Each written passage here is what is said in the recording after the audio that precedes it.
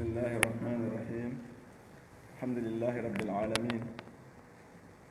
الصلاة والسلام على أشرف الأنبياء والمرسلين سيدنا مولانا محمد وعلى آله وأصحابه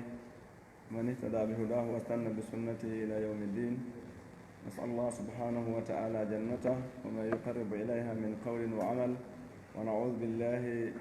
من النار وما يقرب إليها من قول وعمل. اللهم لا سهل إلا ما جعلته سهلا، وأنت تجعل الحزن لو شئت سهلا. اللهم سهل لنا أمورنا وفهمنا دروسنا وانفعنا بما علمتنا وزدنا علما نافعا. درس من أنكم لجتتد كو دمبغل من حقق التوحيد دخل الجنة بغير حساب أو بلا حساب. يعني كون قال دوري دمبغل إما قال الرندة أو دفترة ملخص شرح كتاب التوحيد لشيخ الفوزاني رحمه الله. الشيخ الفوزاني أطال الله بقاءه. فهذا يتنو سيد أيضا مغانغال يتنو نصهم أردن كان ينكدي تعريف الرواة ريفيل بحديث تراجم الرجال ونوئ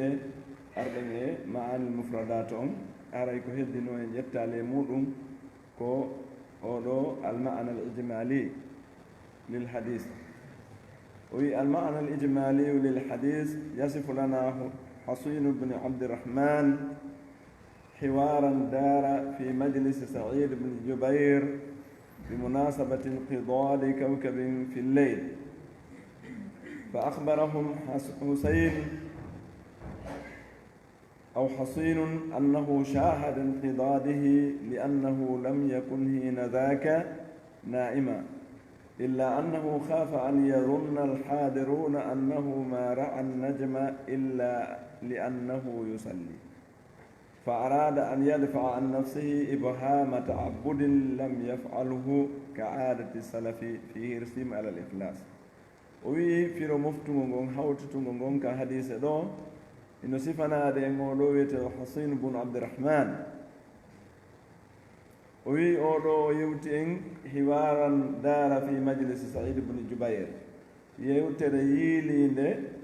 مجلس أولو كتولا كانكو سعيد بن جبير أولو تابي ينكيجو وندي دو عبد الله بن عباس يعني مجيء المكو يوتين ييلو نيرندم وفلنا دي أندم هردون أنكو كيادي أي بمناسبة انقضاض كوكب في الليل، كيادي اتتغل هودر جمع لسرويا في ينغل. فأخبرهم حصين أولو يتيبه أنه شاهد انقضاضه لأنه لم يكن حين ذاك نائما. وإني بكانكو عندما أسيد نفعون لن هودر تتتو ko waɗi hari o ɗanaki fewndo on sey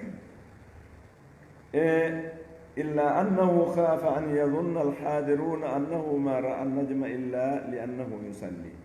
woni tun kanko naare salafu salih ardi ɓe moƴƴuɓe ɓen ko honno ɓe wa'iri wiyete ko yiingo ma tuumirede moƴƴere mino ɓe rentorta noon e piiji tawayɗi ɗin no haɗaka sari'a ko noon ɓe rentorta kañum kadi e yiingo e dewal maɓɓe ngal. no ɓe rentorta noon e yeddugol Allah hiɓe rentorayno noon kadi e hiwgol dewal maɓɓe ngal wata ngal jillodir e yiingo. fii hon ɗum oɗo ɓay o inni wondema o yiino hoodere nden o huli wata wonɓe ɗon ɓen sikku wondema kanko ko waɗi haa o yii hoodere nden ko hari mo juulude ɓay hiɓe anndira hari immagol jemma juula. o ɓangini ko on ɗum woni sabu o yiwde hoodere nden no tetto. fa arada an yadfa an nafsihi ihama taabudin lam yafalhu. o faandi duñugol e won pottina e makko yani weemande nde no heɓa yimɓe ɓen, yani nde tuume arayɗe ɗen e yimɓe ɓen e sikke maɓɓe ɗe arayɗe ɗen e maɓɓe wondema hari himo rewde Allah. ko ɗum waɗi so yii nde ɗo hoodere hari o ɗanaki kono angal ɗoyngol makko ngol ko ɓa hari mo rewde Allah. o faala ɓottinde ɗum ɗon few tawata ngal dewal sikkete e makko o waɗi ngal tawa a waɗali ngal. wono tawir noon ɗum ko mbowdi kamɓe ardiɓe moƴƴuɓe ɓen ko aada maɓɓe kamɓe fii laɓɓingol hoore maɓɓe e tuumirede goɗɗum ko ɓe wonda fii hirsima al ihlas sabu ko ɓe rerɗi kon haa feƴƴiti e laɓɓingol hoore maɓɓe e laɓɓingol e golle maɓɓe ɗen fa akhbara bi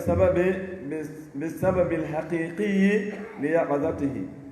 o yewti o humpiti goonga tigi tigi tigi ko woni sabu kon tawi himo fini nden ñande o landaka fii ɗum ɗon ko fii hoodere wona woolede goɗɗo annda kon ɗum wonno sabu himo fini kono o yewtiraali kadi wongol fii sabu himo fini on si wona fii humpitugol yimɓe ɓen harina e dewal on fii yo laaɓɓoy wiiɗa tuumireede ko ɓe wonda o wii hon ɗum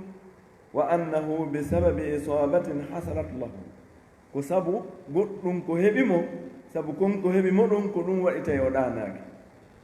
o wii ko hon ɗum ko sabu ko tawata kon nde ɗo yaare hawri e makko ndin muuse ndi ɗon jaɓaali o ɗaano ko ɗum waɗi so o yewti ɓa o yewti ɗum ɗon o anndi sahabajo o landima ko fii ko hon ɗum noon waɗɗa ɓay ɗum heɓima o wii on sa e wondema min mi ɗaɓɓuno ko moccanammi sabu tawde mi heɓi dalil wondema goɗɗo no ɗaɓɓa ko moccana ɗum si o heɓi sugu ndin muuse ndi ɗon hara ko mocci sari a yankoje ɗin ɗi sari a on newni ɗin o yewtiɓe ɗum ɗon فانتقل البحث إلى السؤال عما صنع حيال تلك الإصابة o eggi koko nde yaare hewtimo ɗo ɗum nde fiɗimo ɗo ɗum ɗo muusi ko honɗum o wanno fa akhbara annahu alajaha birruqya o humpiti ɓe wondema ko mocci ɗin wonno ko o ñawdiri ɗum ɗo fa sa'alahu saidu an dalilihi shar'i saidu on say lamdimo ko honɗum woni dalil makko sari e yankejo on yani ko dalil hombo tuugini ha o mocciti ta ko mo sari a on newni ay alama sana e dow ko o golli fa zakara lahu lhadith on tuma o jantanimo hadise alwarida ani rasuli sallllahu alayhi wa sallam fi jawasi ruqya on ɗon o yettimo kanko said o seeti saydu on say ko hon ɗum o tuugini e mum ha o ɗaɓɓi ko moccamo ko sabu o hadise selluɗo iwɗo ene laaɗo sallllahu alayhi wa sallam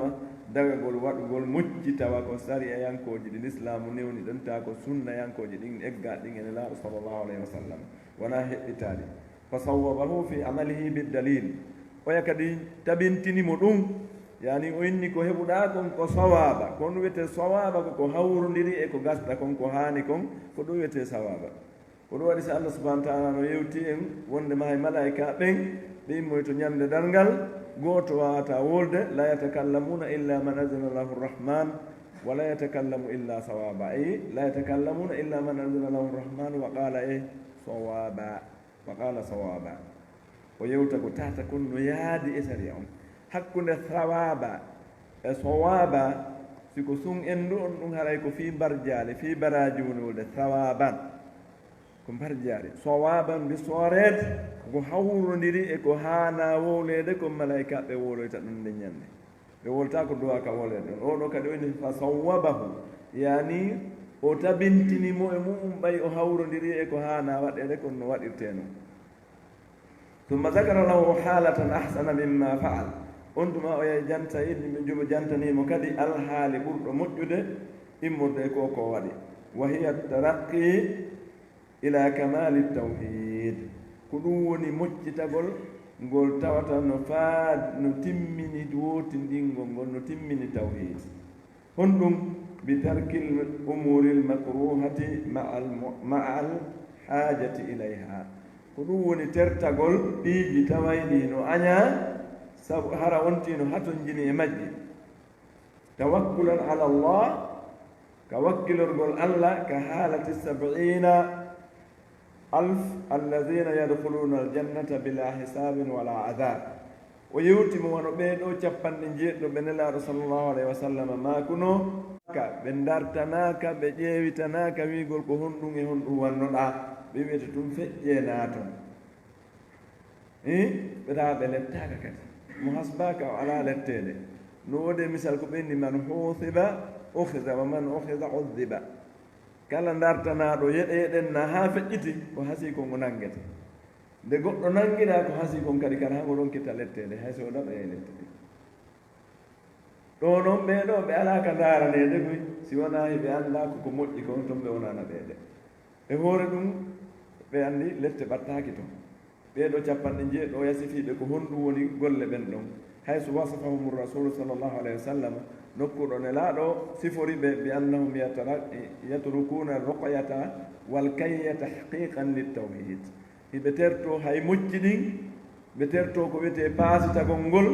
yani sunnirgol yiite nawnaaje goo fii haqiqingol fii goongilngol tawhiidi maɓɓe on ko ɓe wotinɗini allah kon hiɓe yongitori allah subhanahu wa taala wa yakhuduna bisababi l aqwa ɓe ƴetta sabu ɓurɗo dolnude on wa huwa tawakkulu ala llahi ko ɗum woni wakkilorgol allah ko ɗum woni hoolorgol allah kanko tun wa lam yasalu ahadan gayrahu shay'an min arruqyati fama farqaha ɓe landaaki hay e gooto ma ɓeeɗo landotano ko hay e gooto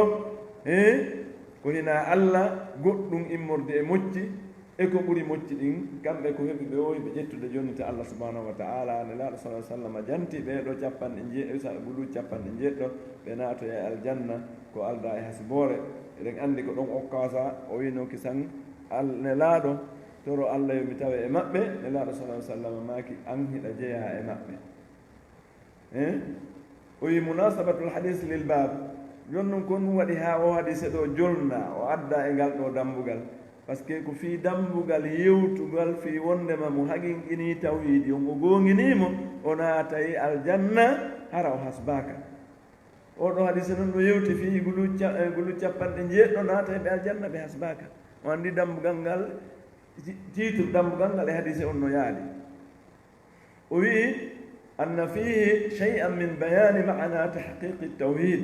no e nder hadise on ɗo goɗɗum ko tawata no jeeya e ɓangilngol ko woni goonga tigi tigi tawhid on wa sawabi dhalika inda allahi taala e mbar jaari ɗum ɗon ka allah to ɗo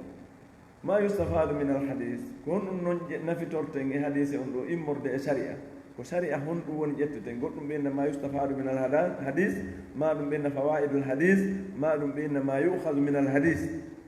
ɗum ɗo fof ko hunde wotere awalan fadilatu salafi ko ɓural ɓe ardi tawhidi maɓɓe on wa anna ma yarawnahu min al ayati samawiyati la ya'uddunaha adatan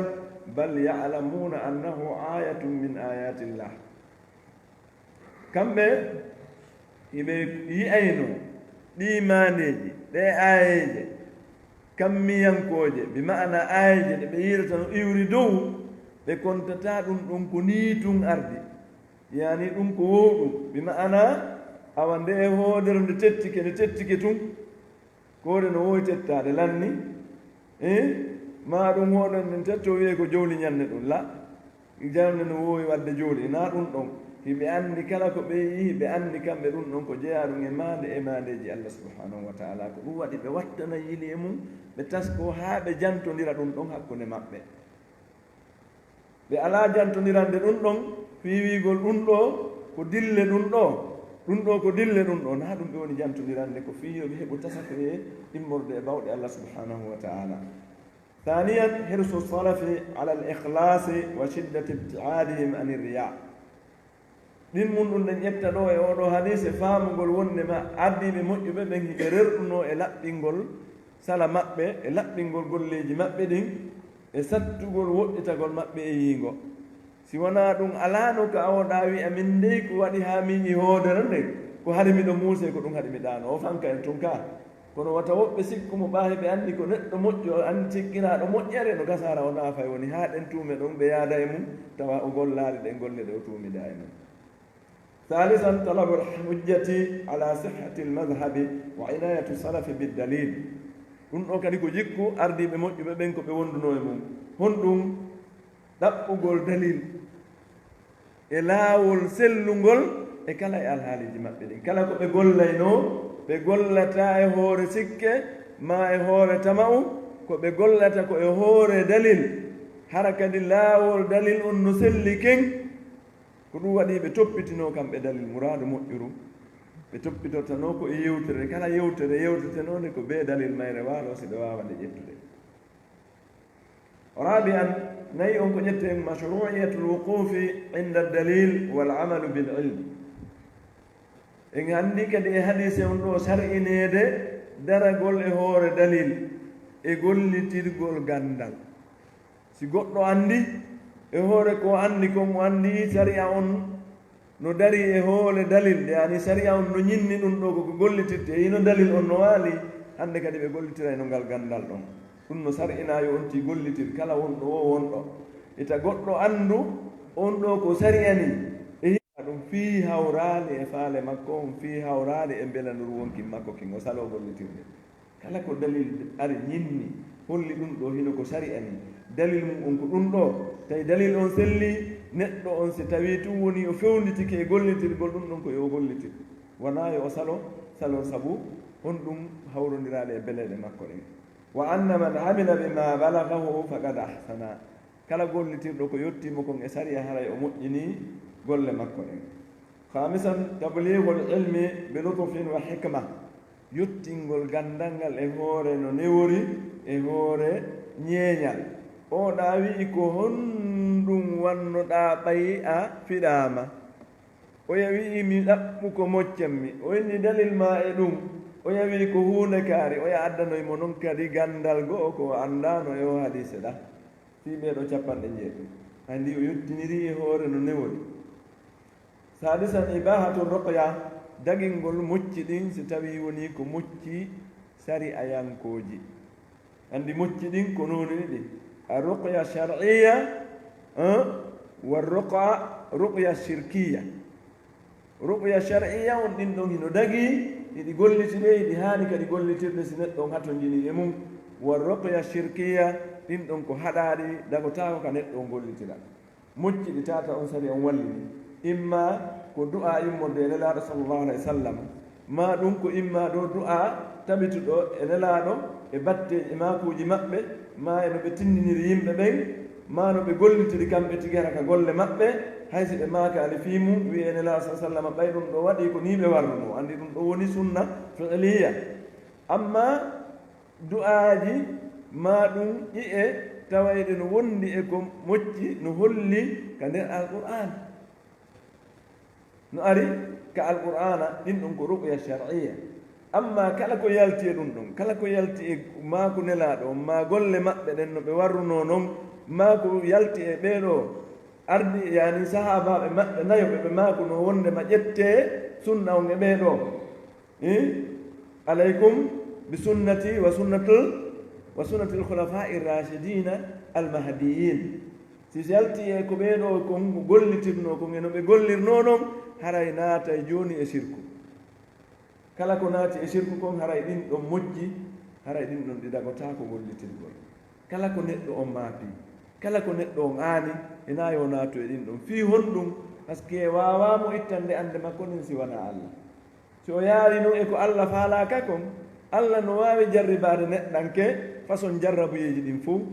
o jarriboyomo o waɗanamo ɗon goɗɗum yani o heɓa fii honɗum fii o naatu e ko wi kon sanastadrijum min haysu la yalamun waɗnamo istidraji yani aynugol mo ɗon ndewnamo e ɗum par ce que o suɓike yaarugol e ɗum ɗon imo anndi ɗum ɗa no waali ɗon o acci ɗum ɗon o yaari e ɗum ɗa yo allah subahana wa taala newnan en tabiten e ƴettugol ko saɗi a on newnan e ƴettu kon ɓay kala ngal goɗɗo rewri ka hoore leydi ɗo koye hoore koddoruye allah on oni yaari si o moƴƴitori honɗum nde ko dagaaki ma o ñaami ñaameteeji honɗi ɗe jawdorɗi ɗi dagaaki si allah sellinaalimo o wawata sellude ka si allah dandalimo o wawata daɗude si tawi kadi hunde e mum o waɗali wano ɓeɗo 90 la yaktawuna wala yastarbuna wala yatatayarun ɓeɗo ɓe sifi gulu 90 ko hayɓe watta hay goɗɗum ko dagui par ce que la yastarbuna on ko minen ruqya shar'iyana toon kono hay ɗum ɓe holoy kono si allah hisiniɓe ɓe suɓe hisa ka donc kala ko allah harmini ko wonta goɗɗo naat ɗon par ce que allah subahanahu wa taala e hikma makko on hay hunde o harminali si wona o dagina goɗɗum lonto ɗum ɗon nde o harminiri goɗɗum ɗa haray mo dagini lonto muɗum ɗon ko lonto fiwata jeeyaɗo on luttu weemude ɗum ɗo harmi ko honto mi yarata ka so en daari ka ñaameteji o harmini ñaameteji ɗiya o dagini goɗɗi goo lonto mum so en daari kañum kadi ka sari a mocci ɗo o dagini goɗɗi goo ɗi ɓay o harmini goɗɗi goo lonto ɗiya fi tumta neɗɗo on ukko e bone saabi an irsadu man ahada bi cheyin mashru'in ila ma huwa afdal min en faama e hadise on ɗo tindingol en wondema man ahada bi chey kala ƴettuɗo goɗɗum hara ko mashru'in ila ma huwa afdalu min yani hara ko sar'ina o ƴetti ɗum ɗon o yahi haa faade ko ɓuri ɗum ɗon kadi moƴƴude haray no haani no on ti yarata noon saminan fadilatu nabiyina muhammadin sallllahu alayhi wa sallam hayso uridat alayhi l umam ɓural ngal nelaaɗo joginongal sallllahu alayhi wa sallama hakkunde maɓɓe e annabaɓe luttuɓe ɓen e nulaaɓe luttuɓe ɓen haa tawi allah weeɓitanayi ɓe ko waɗoyta kon ñannde darngal tawi hiɓe wuuri tawa laahara yahaaki allah ɓanginani ɓe ko homɓe naatoyta aljanna ɓe yiiri ɓe wono ɓe goɗɗo yirata noon wono janngiɗen noon e hadayse ɓe hollaama woɓɓe goono toon annabaɓe goono toon hay gooto jokkaaɓe woɓɓen toon seeɗaaɓe no jokki ɓe woɓɓen toon ko jamawi buy jokki ɓe ɓe ɓanginana ɗum ɗon fof e nder hadise on ɓe ɓanginana kadi ko homɓe naatoyta aljanna ta ɓe hasbaaka ɗum ɗo ko ɓural ngal nelaaɗo sallllahu alayhi wa sallam kadi okkanoo jeenayi o kasi an jeenayi on annal ambiya mutafawituna fi adadi atbaihi en faami e nder ɗum kadi annaba ɓen hiɓe ɓurdi no woodi woɓɓe taa ko seeɗaaɓe jokki ɓe no woodi woɓɓe taa heɓaaki hay seeɗaaɓe jokkuɓe ɓe no woodi woɓɓe kadi taa ko bus jokki ɓe no ɓe ɓanginane noon ka hadis ashiran arraddu ala man ihtajja bil akthari wa zama anna alhaqa mahsuru wondema ko jama buy ka woni wo ko ɗon goonga on woni ka jama buy woni wo ko ɗon haqiqa on woni hina ɗum tindina hiɗen anndi hay ka alqur'ana allah subhanahu wa ta'ala ko heewi ko nde mo inna aktharuhum ko la yaqilun aktharuhum kaza nokku goo ko ɓuri kon o inna qalilan ka moƴƴi toon fof yo qallilu allah subahana wa taala yo qallilu donc holli wondema na ɗuuɗugol jokkuɓe ɓen tindini haqiqa hunde jokkaane ni hina fanɗugol kadi jokkuɓe ɓen tindini wonde hunde nde wonande haqiqa ko ɓuri heewde kon si ndaarama ka haqiqa on ɓuri wonde ɗon aray e saa'iji go'o tawa ko jokkuɓe ɗum ɗon ɓen ɓuri fanɗude par ce que ko waɗay ɗum équilibre ara e saa'i goo ta jokkuɓe haqiqa on ɓen ɓuri ɗuɗde ko si sofiiɗo ŋa si aroya noon sen ndaari annabaɓe ɓen fof nde ɓe fuɗɗo haray ko seeɗa ɓeni ka yahoya haa ɓe hen ɗo adna on nde wonoy kadi anna on seeɗa ni affaire on waynito kisan fena nden ɓurta ɗuɗude goonga on ɓurta fanɗude ka hay allah yetike en annabaɓe on fa tala alayhim l amad fa qasat qulubuhum wa kathirum minhum fasiqun nde dumunde on juutuno fewno annabajo on tawi yaaji ɗuuɗi annabajo on feƴƴi tun dumunde nden juuti tun kadi uyti ha tawi ka goonga on woni ɗon ko seeɗaɓe ni ko ɓurɗurde kon tawi woni foltiɓe yamirore allah subahana taala ɗum koye moftali feƴƴino ɗin aɗo nelaɗo sallllahu alayhi wa sallam nelaɗo sa sallam kadi yettike en enen kadi e makuji maɓɓe wondema islamu on ari ko ɗum hootay kadi ko won ɗum ko ɗum ja al islamu gariban fa sayaudu gariban fa tuuba lil guraba emma ɓen jokkuɓe konko woni ko ɗum ɗon e yimɓe ɓen emma ɓen wondi e malore allah taw koye maɓɓe jeeya ɗum ɗo holli wondema hina daarugol groupe yi jokku ngingi ɗuuɗi toon panndi na ɗum woni sarte ida asar anna alwajiba ittibau lhaq wa in qalla ahluhu ko waɗɗi kon e yimɓe ɓen ko jokkugol ka goonga o woni ɗon hay so tawi yimɓe mum ɓen ko seeɗaɓe athaniyata achar aw itna achar fadilatu moussa alayhi ssalam wa qawmihi ɓural annabi moussa ngal e yimɓe mum ɓen par ce que nela sa sallam ɓe hayni batuwi moolanaagi kono tawi sabu woɗɗugol ngol no wayi jooni wa ko appareil filmata ko woɗɗi ko noon ɓe hollira ɗum ɓe sikki ko mofte maɓɓe ɗen noon tawi ko moussa e groupe mum anndi tawi ɗon kadi jagal ɗum mo jogii ɓural kanko annabi moussa alayhi salam no yiɗen ɗon kadi sika salata achara fadilatu hadihi l umma wa annahum actaru l umami ittibaan li nabiyihim sallllahu alih wa sallam tawi jaka ɓe jokko tawi ko enen ɓuri ɗuuɗude moftaji ɗin fof jokkugol e laaɗo meɗen sallllahu alayhi wa sallam yo allah wurno en e muɗum ƴettita en e ɗum kadi arbaata achar fadilatu tahqiqi tawhidi wa thawabi ɓural haqinqingol goongina tawhidi on e baraji ko woni e mum ko sabu tawde so tawi ɗum ɗon wonay sabu ha neɗɗo naata aljanna hara o hasbaaka en anndi ɗum no moƴƴi ka si innama ɗo jooni kaari kamɓe ɗen anndi kanko woni premier ka classe maɓɓe hay so o composali ko o weltoto ka pellet ɓen oɗo meɗen felliti sikki ala hay so waɗa test ma ɓeeɗo no faala seenaɓe sawdi ɓen na onon are tumma yimɓe naɓi on janngugol sawdi hay so waɗa test haka o weltoto ɗon feƴƴata ko haa ɗon hattata kan itti sikke noon si goɗɗo wiyama naatu aljanna a alaka ndaranede hay hunde andija ka tawhidi on no wondi e moƴƴere molnade yo allah tabintin ɗum ka wonkindi men 15 إباحة المناظرة في العلم والمباحثة في نصوص الشرع الاستفادة وإظهار الحق وي دغغول كدي يعني كويتي مناظرة وتيرو ديرغول يعني بيدا وولا بيدا كدي وولا مكانا وولا أدى سيدي مكون كتبي دون باسكو بين الله صلى الله عليه وسلم ماكي في أولا جنتي درapو جانغو e sifaaji makko ɗin ɓe inni ko ɗum ɗo ko ɗum ɗo ɗum ɗum feƴƴi yirti noon neɗɗo nelaaɗo maaki ɓeeɗo capanɗe guru capanɗe jeeɗo ɓe naatoy aljanna ko alda e hasboore mo kala fuɗɗiide ko ɓe jibinaaɓe kal islam ko ɓe waɓɓe ɗum ɗa ko ɓe naatuɓe ɗum ɗa yani ɓe waɗdemo bahasul ilmi bi babil munazara ɗum ɗo no dagi yani mo kala adda inna ko ɗum ɗo mi oya kadi inna o ko ɗum ɗo mi ɗum no dagi ka ganndal fanni ko ɗaɓɓitugol goonga hina yeddondirgol fii mulugol goonga o ken woodi woɓɓe taa ɓe nana ɗum ɗo ko ɗum ɗo ta faandaare maɓɓe ɗen ko jalkitugol goonga on ɗum ɗon dagaaki mais si tawi ko ɗaɓɓitugol goonga on haray ɗum ɗon no dagi nela sa sallam yalto e noon ɓe weeɓitani ɓe ko ɗum waɗi no dagi ɗum ɗon e ɗaɓɓi wiƴƴitagol fii ka ganndal hara ko e nder haƴƴi e sariya ɗen fii nafitorgol kañum e ɓangingol goonga 16 علم السلف لمعرفتهم أن المذكورين في الحديث لم ينالوا هذه المنزلة إلا بعمل لو كدي نوغول غاندال بي أدي بي موجوبه بين والله واتي هو بي وائرنو نون كم بي كلا كو أري تواي حقيله دن دوغاي كيسان e mum wido ha lugga parce que gandal iri e gandal ngal won ko non mo heɓiri udditande e nder gandal ngal kono way sen ndaari hay janngugol ɗo tun jannga tun feƴƴa tun si on ti yiltiti haqqille ɗen o darti o yeɗeɗen ni ko o rewtike o taskike moƴƴa o faamay goɗɗum ko o faamano naani ka o rewi ɗon nde wootere o feƴƴi kamɓe salafu sali noon ko ni woni kala ko ari ko yowndiri e gandal ɓe sewnayno darɗe ɗen yiɓe rerɗi e kala ko tawata ino haani anndede sabuna ko honɗum ɓe anndi wondema ɓe jantaɓe ka hadisi ɗo capanɗe jeeɗgulu capanɗe jeeɗɗo naatoyeɓe aljanna ɓe hasbaka hiɓe anndi naani tun ɗum heɓori haa hannde ko yeɗɗi kon heɓoraali si wonaa wakkilaare ka piiji yeɗɗuɗi ɗin fof aduna yankooji ɗin e laakira yankooji ɗin ko ɓe on ti wakkilo o allah ɗon okkoramo sabu ɗum ɗon qur'ana on fof wii wondema ɓe naatoye aljanna ka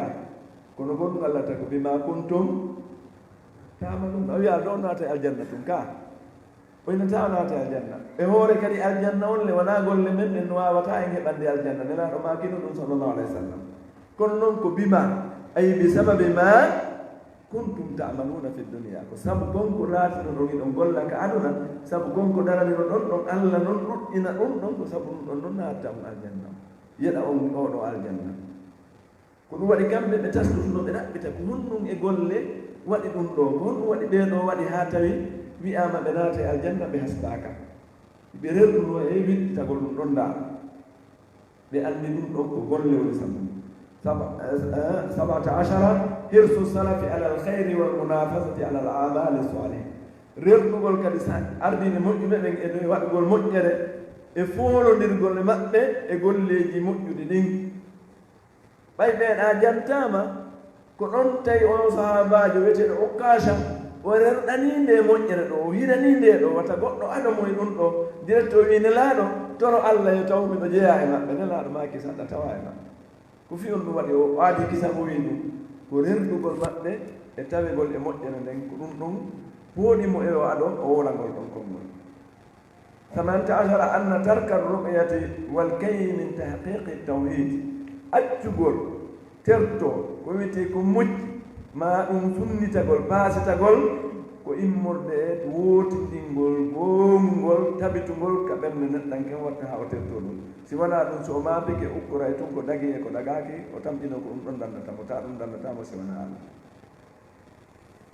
19 أي 19 طلب الدعاء من الفاضل في حياته ɗaɓɓugol du'a e neɗɗo tawa himo wuuɗa sa sallam ko ɓayɓe feƴƴini weyi ka kaburu wenni barki o waaliɗo ɗo o wi horma o ɗo la ko nelaɗo ka wuuri ɗon o ɗaɓɓiri ɓe kisan du'a e anndi no dagi yo goɗɗo ɗaɓɓiri moƴƴuɗo du'a hala kono sariya on walliniri noon kadi e fii moƴƴere nde o faala kono hinaande o maayi o ɗaɓɓira mo noon kadi du'a o wi eshon ilmun min a'lami nubuwatihi sallallahu alayhi wa sallam حيث أخبر أن عكاشة من 70 الذين يدخلون الجنة بلا حساب ولا عذاب فقتل شهيدا في هروب الردة رضي الله عنه. كنو أنو غيرو أندني إن هندم ما نيجي أنباكم ko annabaku ngun tun waawi humpitude goɗɗo suguɗi nela sa sallam humpituto nooɗin kaawa ɗi waɗaalita nokkuɗo nelaaɗo sa sallama yiwti wondema ukkasa oɗo himo jeeya e ɓen capanɗe jeeɗiɗo naateɓe aljanna taaɓe hasbaka ɓe lettaaka honno nelaaɗo humpitor ɗum ɓe anndi goɗɗum wonay sabu ɗum tawi sabu mum on ko warateeɗo e jihaadi ɗum anndi ɓe nelaa sa sallama feƴƴini woɓɓe murtuno ka l'islam ɓe inni ɓeytata zakka ɓe waɗata ɗum ɗo e ɗum ɗo ɗon anndi seydna aboubacre ni siddique radiallahu anhu o immi o darti o haɓide e ɓeeɗo wiyte kon har urubu ridda o dartiɓe mouradu moƴƴuru e woɓɓe kadi yaltondinnoɓe wi déjà kamɓe l'islam o waalike to ɓe alaa ɓe girritaaki e woɓɓe nodditi mum annabaku e nder ɗiyo ɗo oɗo guerɗi oɗo ko ɗo feƴƴini ka haɓugol ɓe yaltondinnoɓe ɗo ɗen tawi noon o maayi e hoore jihaade mayɗo e jihaade ɗen anndi tawi ko e hoore annuye laaɓuɗo wona yiingo woni haɓire toon fiyo yehimo dolli ina yiingo naɓimo toon ko faale aljanna eɗen anndi on ɗon o alaa ka hasbeede ina haala fiyo yiya ko wiyetee ko lette annila sa sallam humpiti ko woni aroyde tawi arata tawi aray kadi e annde ko ɗum ɗon wayno e cheron o wi fadilatu okkasata kon muhsanin radiallahu anhu ɓural oɗo sahabajo yo yallu e allah wonde makko ngal o heɗi ngal toragol nelaɗo eɓe toranomo allah yo tawe e ɓeɗo nelaɗo maake o tawama e maɓɓe 22 istimalu lma'arif wa husni hulqihi sallllahu alayhi wa sallam haysu lam yaqul lirrajuli l'akhari lasta min gollitirgol falagol goɗɗum sakko alama fali gorko oɗa e hedditiɓe ɓamɓawo ɗon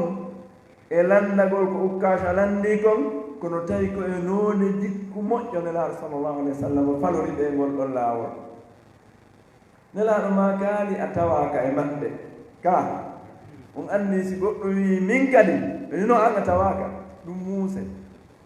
kono ndaareno nelaɗo sa sallama waakirani gorko ɓe maaki ukkasa adike ma sabakaka ukkasa o seytinno o seytinani kono e nder ɗum ɗon faami wonnema kanko o tawaka toon kono nelaɗo ma kaali a tawaka e ɓen ɗon ha o eɓa seytinade koɓe maaki ɓay o attike mo gasi dammugal ngal ferni ɗum ɗo ko noone e ko nelaɗo sa sallam jogino jikkuji moƴƴi e wawgol yeltugol neɗɗo hara o faamay hara o seytinani sebe maako a tewaka e ɓen ɗon o luttidayno e ngon suno ɗon e ngon miijo ɗon e nden annde ɗon o jiɓo a ko honto ɗon o tawa hannde kadi ka kono ɓe maaki oɗa attike ma o ƴettiike ɓanngal